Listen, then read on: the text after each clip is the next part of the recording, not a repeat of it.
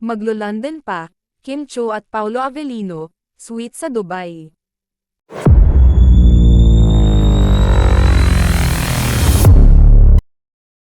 Noong linggo, June 9, sumalang sa kapamilya caravan sa Dubai World Trade Center sa Dubai, United Arab Emirates ang kapamilya stars na sina Kim Cho at Paolo Avellino.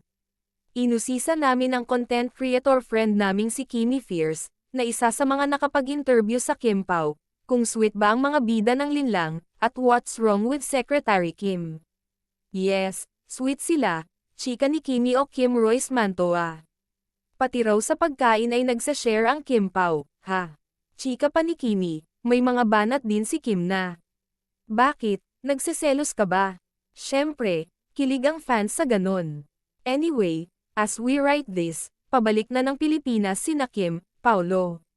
Pero ang maganda, aalis din sila bago ang katapusan ng buwan dahil may show rin sila sa London, United Kingdom on June 30 para pa rin sa TFC Caravan.